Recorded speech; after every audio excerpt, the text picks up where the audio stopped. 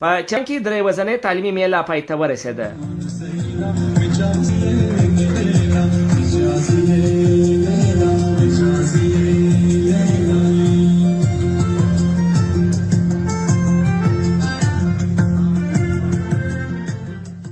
د اختتامي مراسمو مشر میلمه سپیکر بلوچستان اسمبلی کیپټن ریټایر عبدالخالق خان اسکزی، چیف سیکریټري سید شعاب علي شاه، کمشنر کویټا ډیویژن افضل شفقات وو.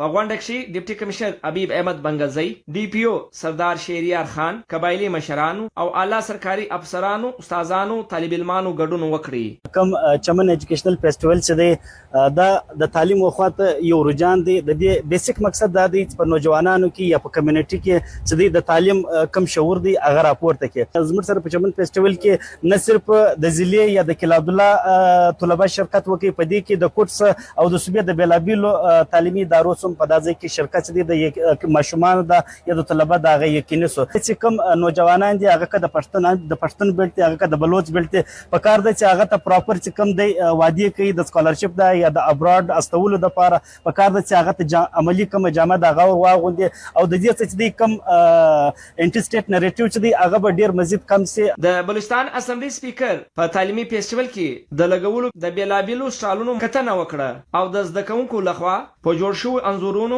او په نور شانو کې ځانګړې لیوالتیا وښوده. وزیر اعلی سرفراز بگٹی صاحب اور اسپیکر کیپٹن عبدالخالق صاحب، کمشنر صاحب اور زموږ د علاقې ډیپټي کمشنر برګیډیر شکیل صاحب د دې شکریا ادا کوم چې یو داسې 3 ورځې د میلې انعقاد یې کړی دی. دغه نوجوان طبقه ته کمپیوټر په دې کې داسې غریبه طبقه شته چې هغه بالکل د ماښام د ډوډۍ دانه لري، خو بیا هم هغه پلار یا ورونه په دې باندې یو تعلیم کوي چې لیازه ودی ته او تعلیم پرېسي. او بل وزیر اعلی صاحب د سپیکر صاحب څخه دا ریکویسټ کوو چې ودی ته کمپیوټر یو سیستم یو زمینه د تعلیم نور مزید برابره کړي. په دې ډېر خوشحاله یو چې د چمن د ځوانانو شغل بدل شي. هغه پاکستان چې دی پاکستان زموږ کور دی، د کور خلاف څوک نشي جوړېدی.